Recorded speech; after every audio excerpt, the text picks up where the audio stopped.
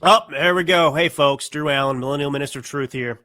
Um, the United Healthcare CEO, I'm sure you saw that, Brian Thompson, he was actually assassinated. He was going to this conference and he was shot multiple times, and he ultimately died in the hospital. He was 50 years old. He had a wife. And what do you think the left's response to this is? You got a big bad boogeyman, right? The health insurance companies, the private health insurance companies. And you've got the CEO of one of those companies, the biggest, in fact, in the world, I believe. 50-year-old husband. I don't know if he had kids or not, but he was murdered. Murdered. He was. This was in Midtown Manhattan.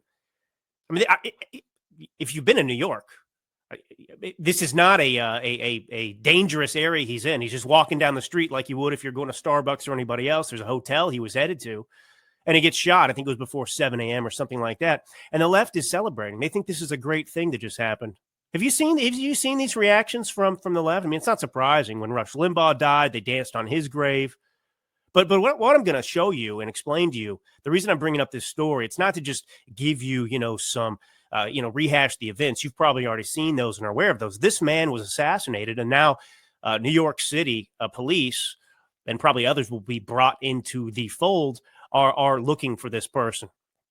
And they put up some image of him they got with a mask down. Apparently he was smiling at a barista at, maybe it was a Starbucks, but he was staying at a hostel. He paid in cash. Apparently they believe he got on a Greyhound bus, I believe it was, and took that up to New York City. And they're looking for him. They've got a fingerprint that's smudged. They've got some shell casings that have words etched into them. So they're trying to put that puzzle together. But that's still, to be determined. There's a big hunt underway for him. But what we don't have to hunt down is more evidence that the left suffers from mental illness in this country, that the only thing the left produces is mental illness in America. And this is displayed by Taylor Lorenz. You remember Taylor Lorenz, that name? She was at the New York Times. Then she went to the Washington Post. I don't know if she's still at the Washington Post now, but she's a 50-year-old woman that acts and seems like, she's in her 20s still. And Taylor Lorenz is the journalist, propagandist that famously doxed the previously anonymous account holder of Libs of TikTok. And she posted in her article on the Washington Post, which they eventually retracted and took out, her work address, amongst other information. And Taylor Lorenz, this is perfect. This is the hypocrisy of the left. This is another reason why you should not base any of your reactions or responses or feelings or attitudes. They should not be based on anything that comes from the left or their demands, because they have no integrity, no principle whatsoever. They are despicable human beings. Not every Democrat. That's not what I'm saying. You understand that. But these people that are celebrating this assassination, these people in the media, these people in the Democrat Party, in the Senate and elsewhere that are trying to tank, the Pete Hegseth nomination, these people do not deserve your respect. You do not need to listen to these people at all. And here's the latest example of that. So Taylor Lorenz, who complained about how she was being harassed because of her reputation and her act. And these people are always victims. You notice this? They're always victims. They never want to be held accountable for anything they do. They want to live in this world that is free from accountability of their actions. And what our job is, as the adults in America, as conservatives, as non-liberals, non-leftists, people who are sane in this country, it is our job to hold them accountable, because like children, these people must learn important lessons. And these lessons include punishment for their actions when merited. Now, anyway, here's some of the things that were said, of course. And I am going to get into the Pete Hegseth stuff in a moment. Just bear with me. I'm going to get there soon. Well, here are some of the shocking, not so shocking jokes from the left in the aftermath, a response to Brian Thompson's murder. If you have watched a loved one die because an insurance conglomerate has denied their life-saving treatment as a cost-cutting measure, yes, it's natural to wish that the people who run such conglomerates would suffer the same fate. That is what Lorenz wrote in an article for her newsletter in defense of these disgusting human beings out there that are celebrating this man's assassination. And people wonder why we want these executives dead, Lorenz wrote on Blue Sky. That's the failing left-wing latest attempt to replace Twitter, X. So anyway, that's all you need to know. But, here she is. It's perfect. And where does this attitude come from, right? Who vilifies these CEOs? Who vilifies the insurance companies in America? It's the left. But the left and the Democrat in America is so stupid. And I mean this. I hope that you're offended by this if you're a Democrat. You are so stupid that you sit here and you blame the insurance companies for everything, right? So for example, people said, this is payback. You heard that, right? This is payback for their refusal, the private insurance companies, their refusal to cover certain medical procedures. Are you Democrats and liberals out there? Are you aware of how socialized medicine works? How single payer? That's what you want in this country. That's what your former hero that you actually don't respect anymore, Barack Hussein Obama, was trying to make happen in America with his Obamacare, the Affordable Care Act. What do you think happens in Canada? What do you think happens in Italy? What do you think happens under socialized medicine?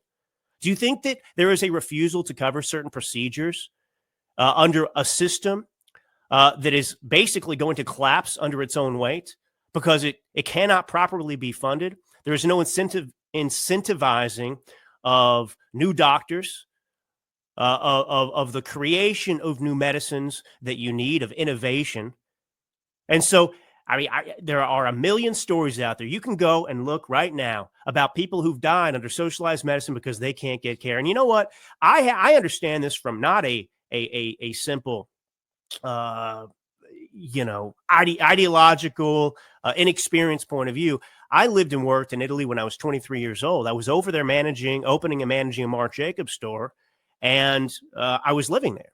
I had my carta d'identità and all of that.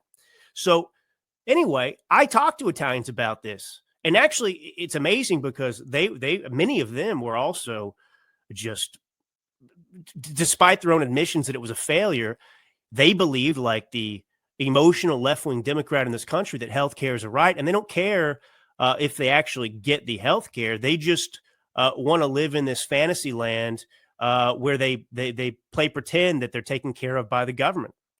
And I talked to this old guy, Mario, who was probably, he's probably in his 70s, probably looked 10 years older than he was because of how much he smoked and drank.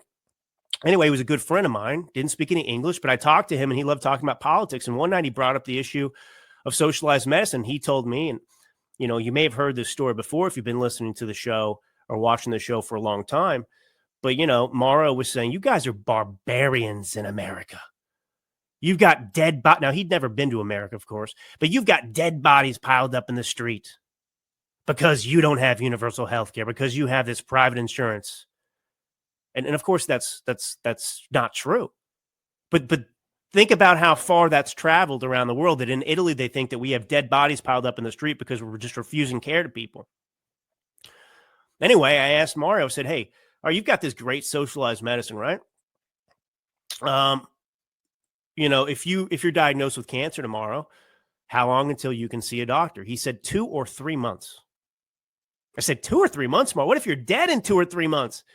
He said, well, if I have money, I can go and pay for, private care. I said, do you have that kind of money? He said, no. I said, so you just have to wait 2 or 3 months and you may be dead by this? He said, well, at least I have health care. I said, you don't have health care. You have health insurance. But what good is it if you can't actually get access? So you have shortages under these systems. So think about how awful and atrocious these socialized systems of medicine are around the world. What type of death are they responsible for when they, by necessity, because they are failed systems that cannot function? It's not like they're not being implemented correctly. It's that they are flawed at the root. And so they cannot succeed. And so you have all these people that have suffered and died under socialized medicine. But for some reason, the Democrat out there doesn't blame the government for that. When the government runs socialized medicine and rations care, rations certain medicines and drugs, you don't have the Democrats out there saying, oh my gosh, they're not targeting, Barack Obama out there in some sort of way. They're not targeting politicians and attacking them.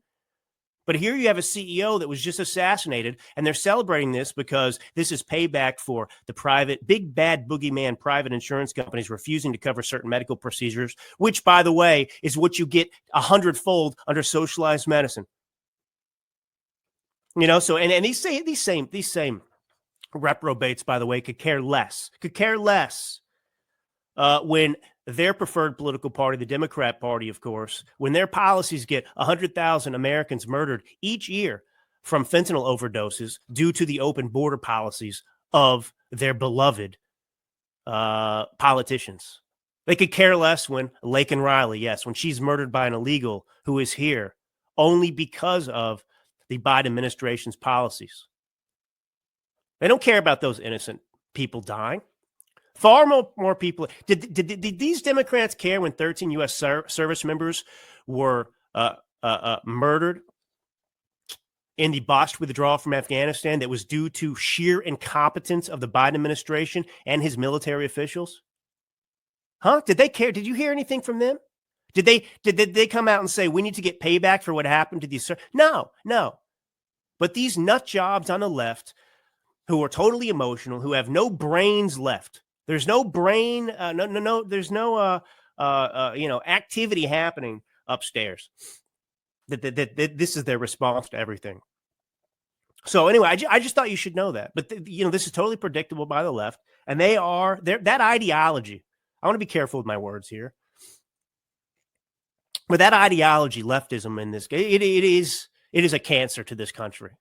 That it has created monsters like Taylor Lorenz and others who celebrate when a United Healthcare CEO is murdered. This 50-year-old man who has a family. They celebrate it because they're bad. And the government is just good, but only a Democrat-run government. I mean, these people are nuts. Absolute nut jobs.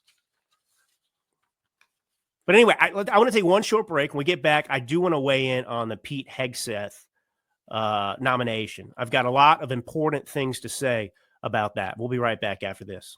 Most people know that staying hydrated is essential to nearly every bodily function, but 75% of Americans still do not consume enough fluid daily. As we age, natural bodily changes make staying hydrated even harder, especially without artificial additives or excess sugars. That's where Native Path comes in with extra help. Native Path's Hydrate is not just another drink mix, it's a thoughtfully designed formula packed with BCAAs and all 9 essential amino acids to help with muscle recovery and overall vitality. With their Native Hydrate product, you can fuel your body with essential electrolytes at the cellular level for overall vitality. Unlike other hydration drink mixes that are designed for marathon runners and contain upwards of 1,000 milligrams of sodium, Native Hydrate contains just 230 milligrams of sodium for optimal daily hydration. Free of artificial flavors, sugars, and dyes, it's only 5 calories per serving. Right now, you can get up to 44% off just for being a listener of our show. Every order comes with a 365-day money-back guarantee, 2 free gifts, plus free shipping. Visit nativehydrate.com/dailyclout to see what Native Hydrate could do for your health. Again, that site name is nativehydrate.com/dailyclout. Okay, my tone, of course. Oh, Drew, you're so aggressive. I'm being aggressive intentionally right now because we need aggression, because a lot of people, I think, believe that we just won the election, the presidential election, and now we can sit back. And that's not true. The left, obviously, the way they're reacting to the CEO's death, the way they're coming after Pete Hegseth, there's an expectation now that we sit back like we have in the past and we just let them do their thing and then we don't get anywhere. So no, I am taking a more aggressive approach today, a more forceful approach, because I want to set the tone. And I'll say this about the Pete Hegseth nomination. Whether he's confirmed or not is going to set the tone in the Trump administration. Okay, it's going to set the tone. Now, I warned people. I don't know if it was 2 or 3 weeks ago, to be looking out for this type of thing. I warned them, and my warning came when Matt Gaetz took his name out of the ring. Right, he had been nominated to be the Attorney General, and I said we got to watch it. Now that situation was a little bit different. But here's what I said about it, okay? And then I'll get into it. But this does start to set a precedent if we're not careful with some sabotage of his administration and his picks, because they did claim a scalp of sorts. Again, I'm not ringing alarm bells over this yet, but it's something to pay attention to, because this does embolden the left. Because look, the media and the Democrat Party and these rhinos certainly feel like they have scored a victory, and they have not felt a victory in a long time. They're still licking their wounds after losing the presidential election, losing the House majority. Well, they didn't have the House, but the Republicans maintained a majority in the House. The Republicans took the majority from the left, from the Democrats in this election, and the Democrat Party is weakened. They're in disarray, and for them to get Matt Gaetz to withdraw his name for consideration for the Attorney General race nomination after Trump backed him. Trump was asked, he was walking somewhere, if he would, they were basically saying, are you still going to support? Does these allegations change? And he said no. So Trump maintained his support of Gaetz, and now they've got Gaetz. So there you have it. There's the brilliant summary and my warning a little while ago. Now, I said, I'm not ringing the alarm bells yet, but now I am ringing the alarm bells. I am ringing the alarm bells over Pete Hegseth, because if they claim Pete Hegseth's scalp, it's just going to tumble from there. And this is going to affect, I've heard, this is not an original thought that I've had, that I'm expressing right now, but it is going to affect Tulsi Gabbard and his other nominees. Because, today with Pete Hegseth, it's mostly things that aren't true. They're trying to suggest that he's a drunk, an alcoholic, and so on and so forth. They have all these anonymous sources coming forward who are, corroborating these hoaxes, and everyone else, though, is coming on the record who's worked with him and knows him and saying this is bogus. Now, he is an adulterer in the past. That's true. But, Bill Clinton, when he was a governor of Arkansas before he ran for president, carried on a 12-year affair, allegedly, with, what was her name? Something Flowers. I'll get to that in a minute. But anyway, the idea that him having committed adultery in the past, that he cheated on a spouse, that is disqualifying, is a joke. That's not disqualifying at all. Certainly not for Democrats.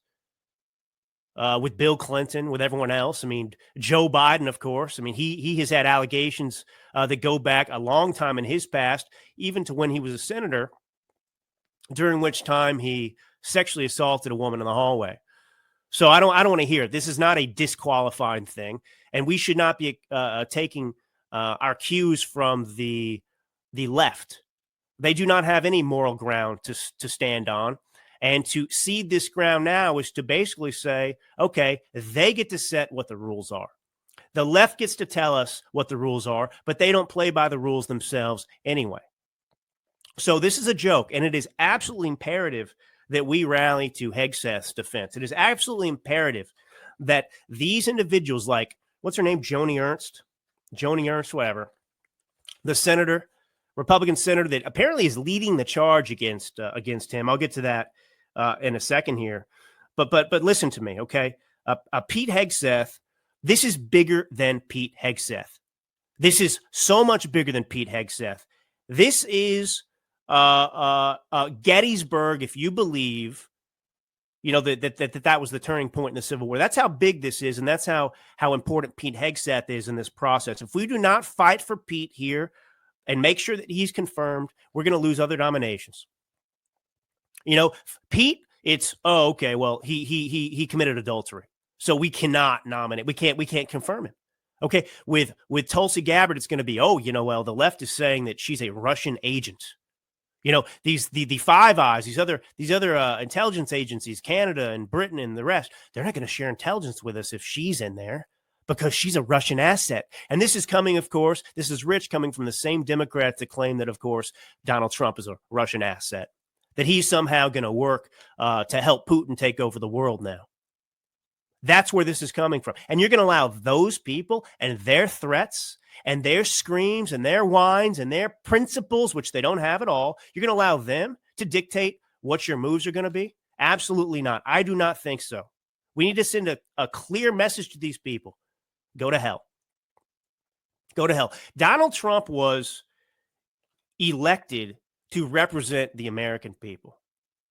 And these senators, these Republican senators, have an obligation to confirm these individuals. Because that's what we sent Trump there to do. We sent him to do his job because we trust him. And he's nominating people. And you have to, bend to the will of the American people as well. Trump is speaking through us right now. And there have been some issues that were legitimate with the base. The individual that was, pro lockdown and so on. I don't remember what position it was. Anyway, he's been pulled. He's since taken his name out of there. And that was because of us. We said, no. This is wrong. We're not going to support this guy. This is a problem. Well, there's a big difference in that and Pete Hegseth and Tulsi Gabbard and these other people.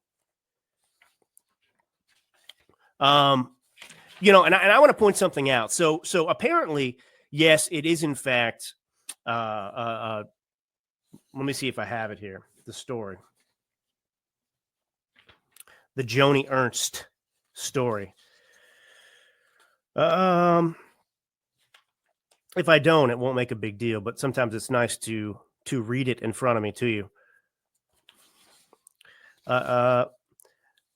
Anyway, so she is, as I said, allegedly leading this charge. She has apparently made personal phone calls to Donald Trump, telling him that he cannot keep supporting Pete Hegseth. I mean, the nerve, if that's true. She's calling Donald Trump, hey, Trump, who just got the most, who just, was overwhelmingly elected by the American people, calling him and saying, no. I mean, so anyway, the point is here, Joni and these others, Lindsey Graham, need to fear us. And this is up to us. And this is why I'm being aggressive, because these people are conniving all the time to destroy the country, to undermine us and our prosperity and our will. And they do it because we just sit back. I'm not sitting back. If I see this crap happening, I am focusing like a laser on you, and we're going to make sure that you're primaried and you are because look, these people do respond to pressure. They do respond to pressure. And those that want to stay in office need to know that they answer to us, not the different companies that have bought them off. And so, no, it's us. It's us. And that happens because we are engaged and we don't put up with this crap. So anyway, yeah, so Joni Ernst, she's the ringleader, and apparently Lindsey Graham is involved in this as well.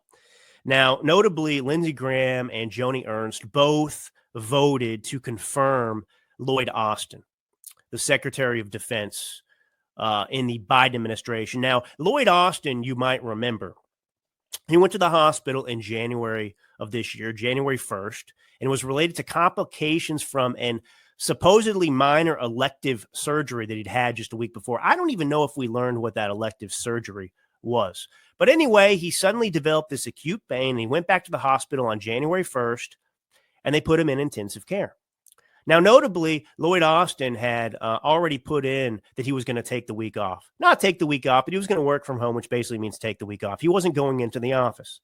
So he goes in there to the hospital, and he doesn't tell anybody that he's in the hospital. And days go by, and the president of the United States was not even informed that he didn't have a Secretary of Defense, because the Secretary of Defense was in the hospital.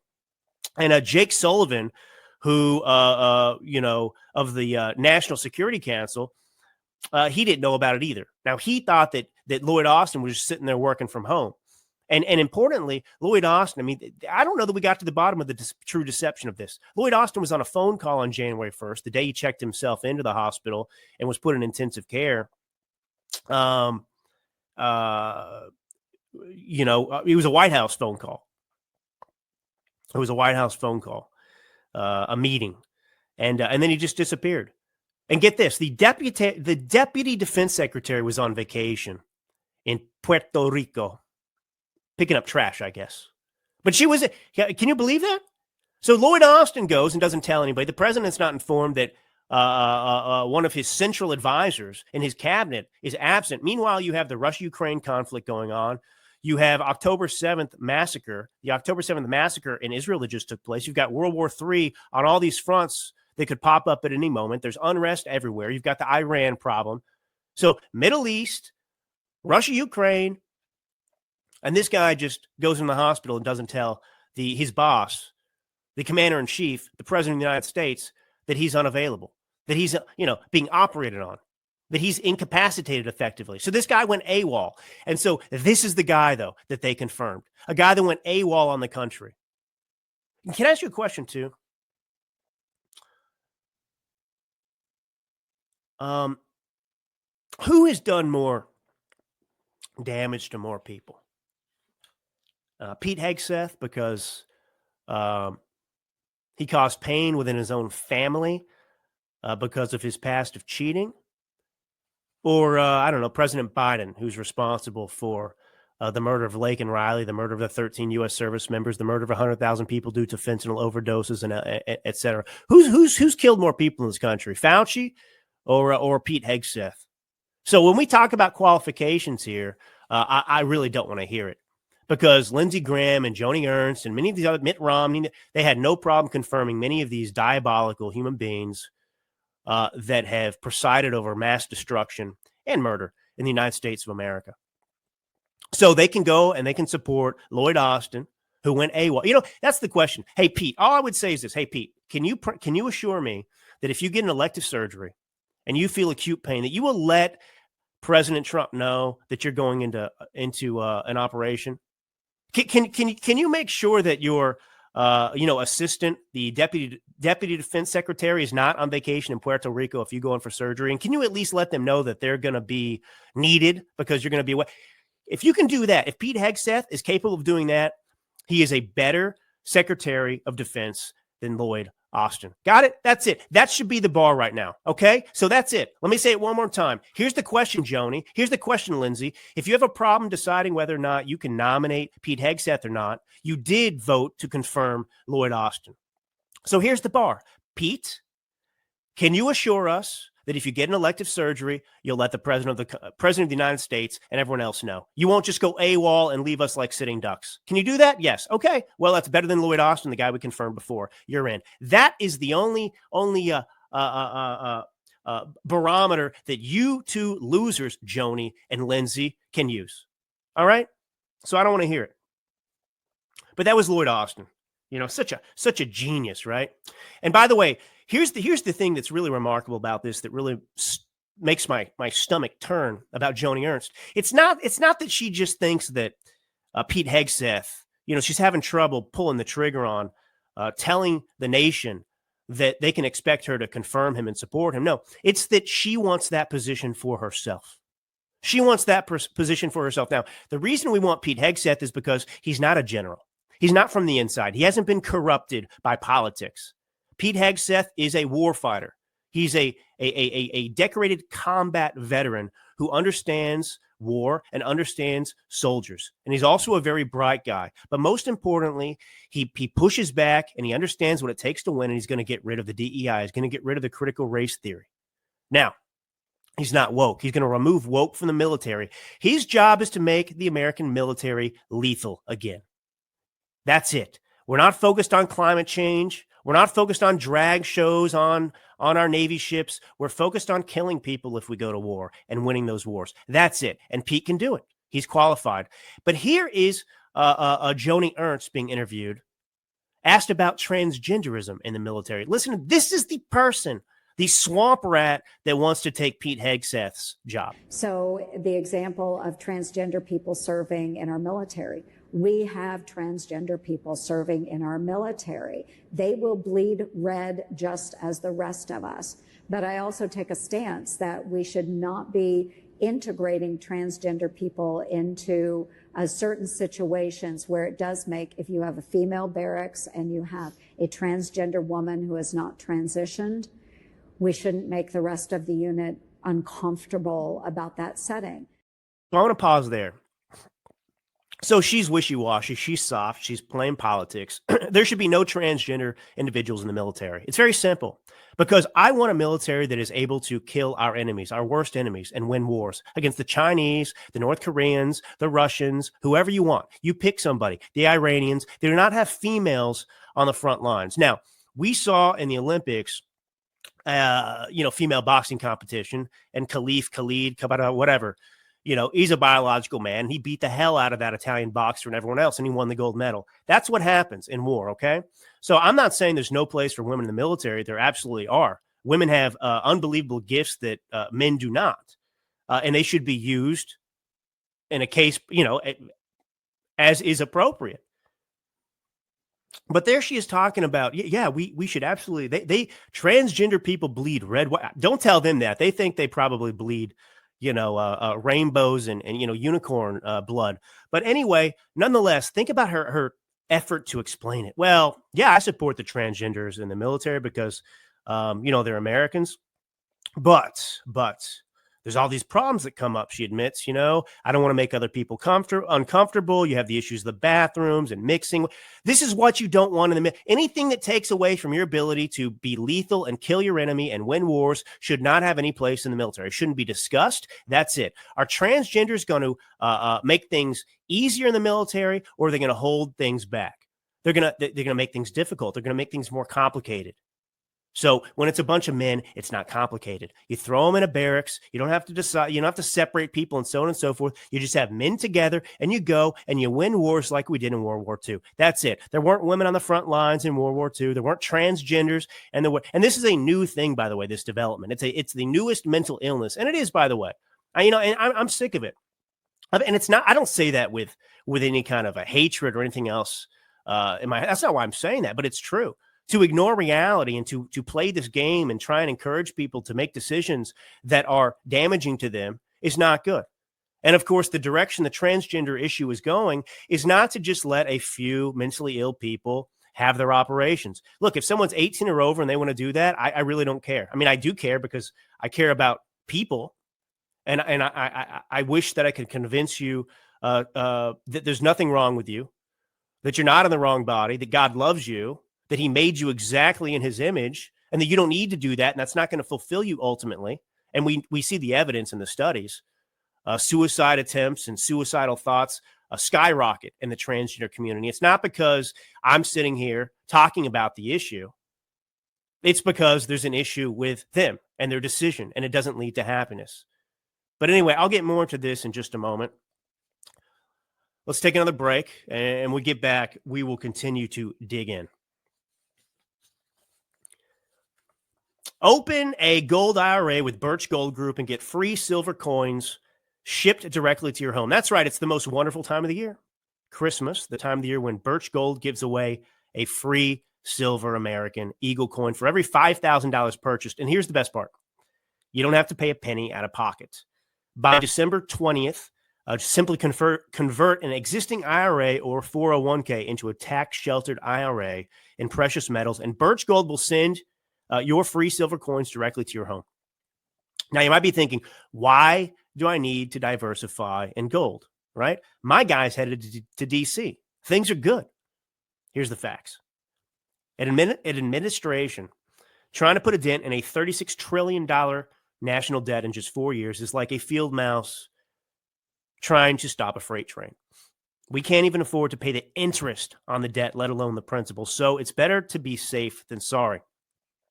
Take action now to protect your savings. Text the word Daily Clout to 989898 for a free info kit on gold and to claim your eligibility for free silver on your purchase from Birch Gold. But you must do this by December 20th. Again, text Daily Clout to the number 989898 for peace of mind that lasts longer than 4 years. And we're back to Allen here, the Millennial Minister of Truth. So anyway, it's not complicated. It's not complicated. You know, the military needs to be lethal. Critical race theory doesn't further that purpose. DEI certainly doesn't further that purpose. And on and on. You know, there's something else worth pointing out about Joni Ernst, Republican senator leading the charge to prevent sabotage Trump's pick, Pete Hegseth, and advocating for herself instead. You know, the big issue here is, you know, they claim is, you know, he's an adulterer. He's an adulterer. You know, we can elect adulterers president, but not Secretary of Defense. She herself was accused by her own husband of having an extramarital affair with a subordinate of hers while she served in the military. So Joni Ernst is not clean herself. So the idea, so this is my point, that this is not a disqualifying thing. Pete Hegseth's been out there, he's given wonderful answers to this stuff. And our response should be pound sand. The Republicans, if they actually cared about, I don't know, natural things like the Democrats do, like their own power, their own preservation, saving the country, they would simply say the things that I'm saying and tell the Democrat Party and the media to pound sand. They would bring up all these things from Bill Clinton to Kamala Harris's husband. You know, I mean, you know, and by the way, you know, which sin is the one that we can't tolerate in America? Which sin is it? You know, is it more disqualifying for someone to have committed a you know, let's just call them sins, a personal sin of being, you know, of infidelity, or is a worse thing for somebody like Fauci to destroy the lives of tens of millions of Americans by lying to the American people and then forcing them to inject themselves effectively with a vaccine that was not a vaccine that never worked, making people sick, making people die. You know, Pete Hegseth didn't get 13 U.S. service members murdered again in Afghanistan. That would be Lloyd Austin and Joe Biden and General Milley and these individuals. You know, would you rather have somebody who committed something they've since apologized for in the past, somebody who committed adultery in the past, that can do their job and protect the American people? Or do you want somebody in there that is actually has never cheated on their spouse, but believes in an open border that is responsible for 100,000 deaths of American citizens by fentanyl, and, you know, dozens of other deaths and rapes and murders by criminal illegals who are here? Huh? Yeah, I'll take Pete Hegseth all day. Thank you very much, regardless of his past. And by the way, as a Christian, the philosophy of the Christian, the attitude of the Christian, the belief of the Christian is not that sin disqualifies somebody. It is about what you're doing now. It is about your pursuit of betterment, of your asking God for forgiveness. We are all sinners. That's the point. I really do just want to say this to people out there because they don't seem to understand. And the left wants to use Christianity because they don't really, they're a bunch of atheists that worship at the feet of government. That's their God. You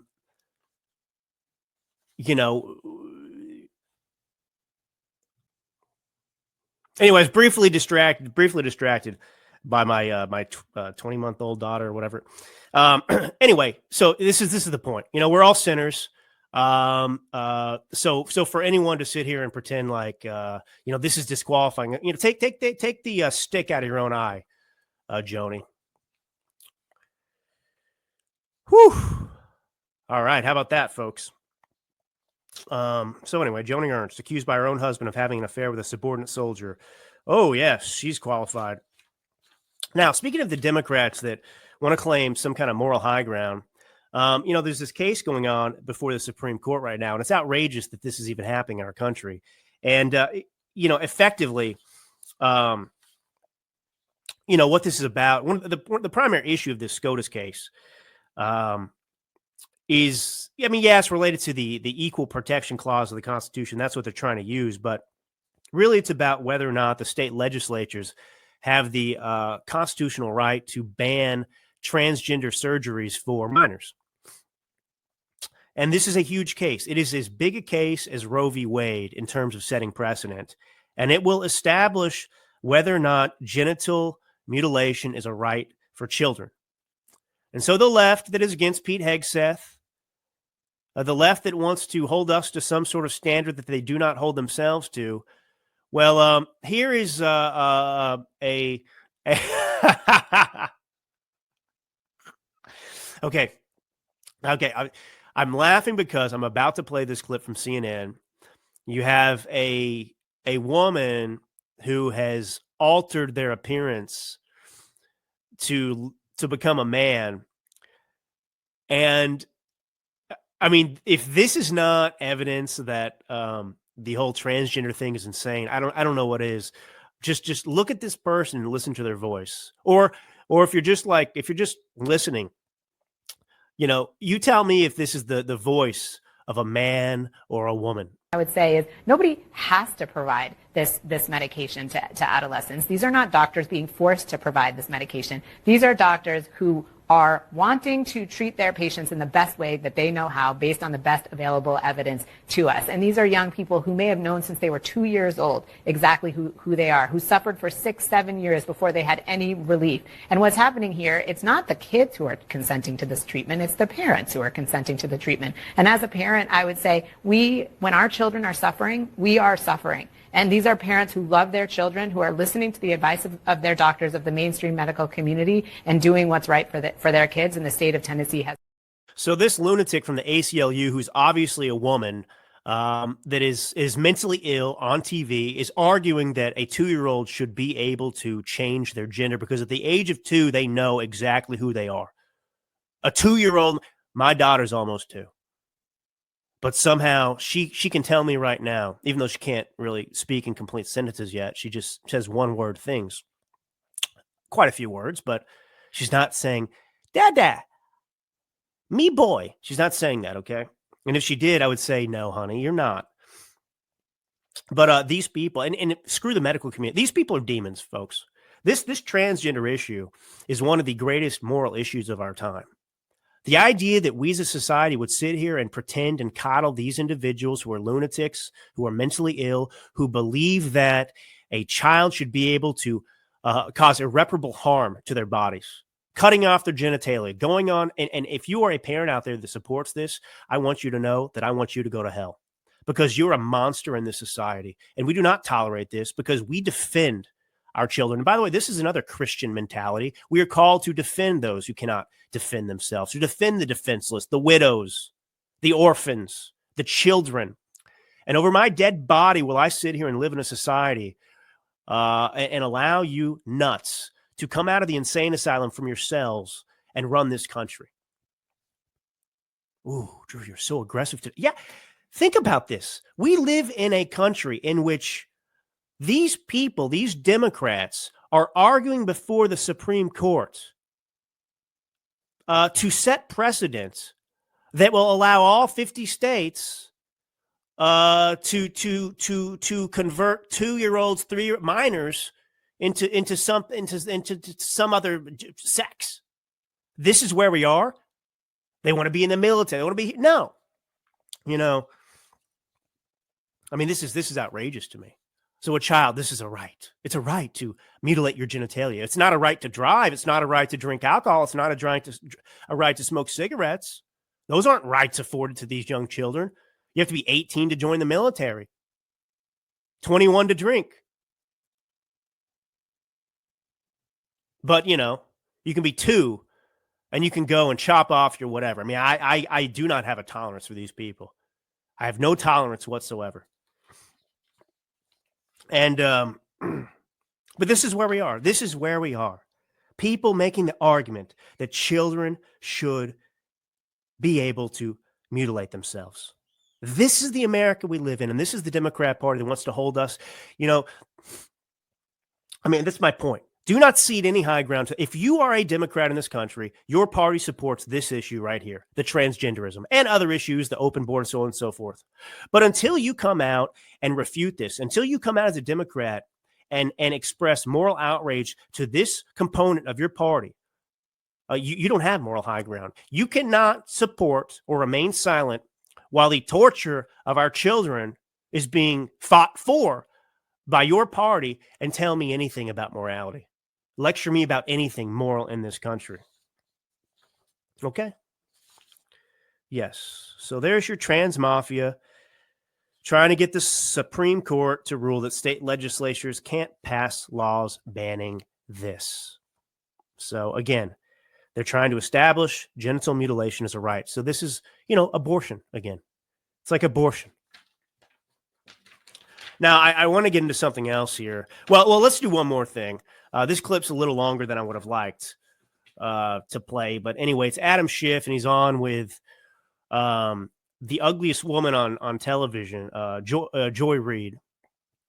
And, I mean, you'll probably be the first people that see this. She has no audience.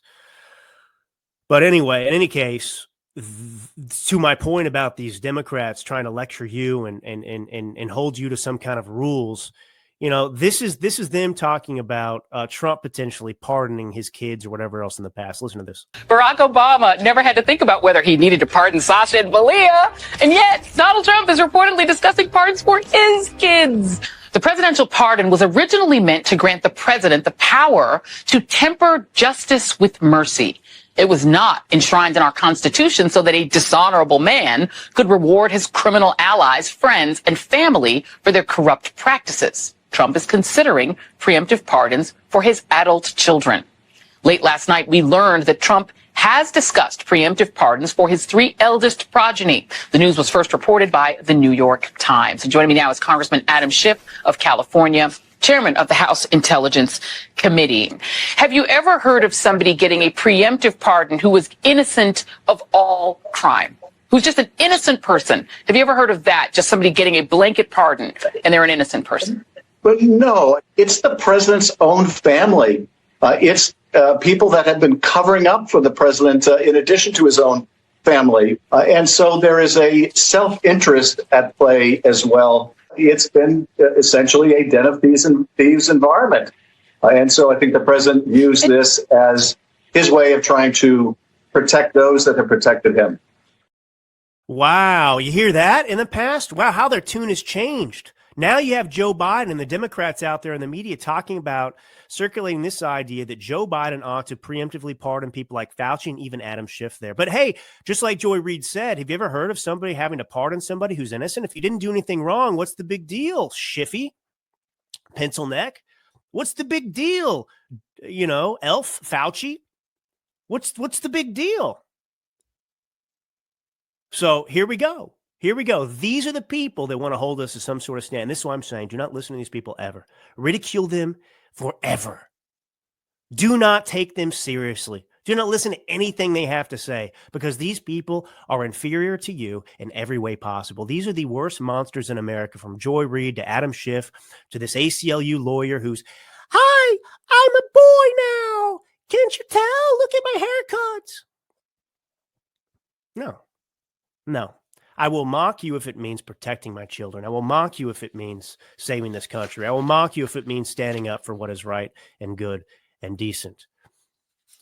All right, we're going to take one more short break here. When we get back, we'll close out. I want to talk about this shooting that took place in California and the response by CNN versus Fox News. Attention parents, I've got an early Christmas gift for you. We've all been there. 1 minute, your kiddo is bouncing off the walls, and an hour later, they're super sick. You feel helpless, and it can turn your plans upside down, especially on vacation.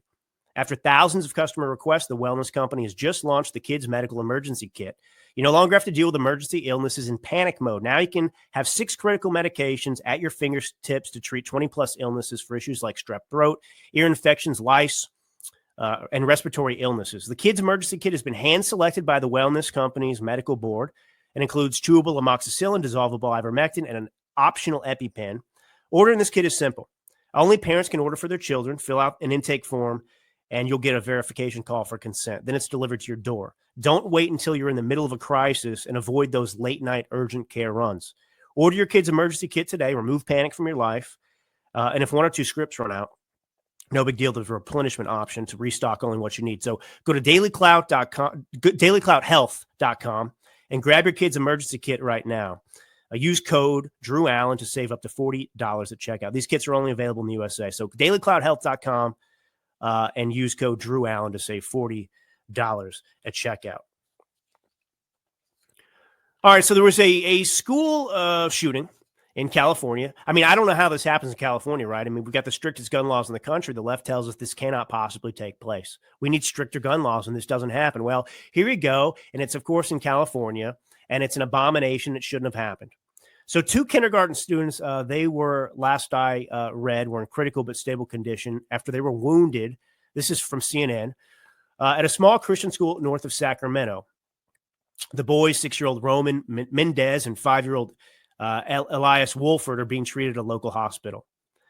Now, this guy had a long criminal record going back to the 90s, by the way, and he was actually well. Let me just give you the rundown here. The attack at the Feather River Adventist School in Oroville, Northern California. Students huddled in the school gym Wednesday, just feet away from the shooter standing outside. Blah, blah, blah. They go on to describe it. And this is a private school, and it's affiliated with the Seventh-day Adventist Church. Now, here's how CNN kind of describes this. Authorities were working to determine why the suspect targeted the school and whether he was acting alone. Litton is described as homeless and a convicted felon, legally prohibiting him from possessing a firearm. Wow. He's not allowed to possess a firearm, and yet somehow he got a firearm in California. How can this happen? If only we had stricter gun laws in California, or nationwide they were strict, then this wouldn't have happened, right? Anyway, Litton is described as homeless and a convicted felon, legally prohibiting, blah, blah, blah. I said authorities had received information on Wednesday leading them to believe the suspect had targeted the school because of its affiliation with the Seventh-day Adventist Church. Before the shooting, the suspect had attended a meeting with a school administrator, ostensibly to explore the possibility of enrolling a family member, the sheriff said. Now, the CNN article fails to mention that Litton used the alias Michael Sanders to set up an appointment with the school principal to inquire about enrolling his grandson just before the school shooting. Now, here's where it gets interesting. So you understand what happened here, right? This guy shows up, he schedules a meeting with the school under an alias, Michael Sanders, says, hey, I want to come in and talk about enrolling my grandson here. So that's how he got entry into the school. And then he has this cordial meeting somehow, and he leaves the meeting, and that's when the school shooting takes place. Now, here's the CNN article. Investigators were also examining material written by the suspect that appeared to conflate American involvement in conflict in the Middle East with the church. That's very broad. Here's how Fox reports it. Here's what really he reported. Because what you're going to find out here is another guy that seems to have adopted left-wing radical talking points. Everything the left touches and promotes in this country is cancerous. And those vulnerable individuals who have mental illness and so on and so forth, they eat it up, and it makes them violent. It makes them do things. It harms them. The liberalism in America is a mental illness. This is proof. More proof. So anyway, after the shooting, investigators found disturbing writings believed to be from Litton that provided insight into a possible motive. This is from Fox News. CNN didn't mention this. They just said, remember, they were examining, he wrote something that seemed to conflate American involvement in conflict in the Middle East with the church. No, he was pro-Palestinian, you pieces of garbage. Here's what he wrote, Litton had written. Countermeasure involving child executions has now been imposed at the Seventh-day Adventist School in California, United States, by the International Alliance. I, Lieutenant Glenn Litton of the Alliance, carried out countermeasure in necessitated response to America's involvement with genocide and oppression of Palestinians, along with attacks towards Yemen. So there you have it. There you have it. I mean, the left, it's just a magnet. They put out poison, and it magnetically enters the minds and hearts and souls of those who are vulnerable, and it turns them into monsters. But Litton's first prison sentence was in 1991 for theft. What's remarkable is that he was arrested on November 12th near San Francisco for stealing a moving truck. He was booked into the San Mateo County Jail. He pleaded not guilty, and he was released. So here you go, California, strictest gun laws and the least strict laws regarding criminals. This guy gets put on the street. He's been in and out of jail since the 90s, and it leads to the shooting, a school shooting in California. So there you go. Hope you liberals are proud of yourselves. Congratulations. Your policies have failed again, and everywhere we look. But, look, there's a bright future ahead.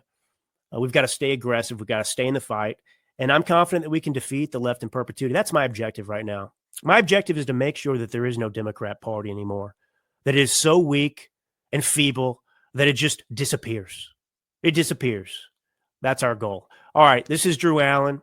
Great to be with you again. God bless you all, and until next time.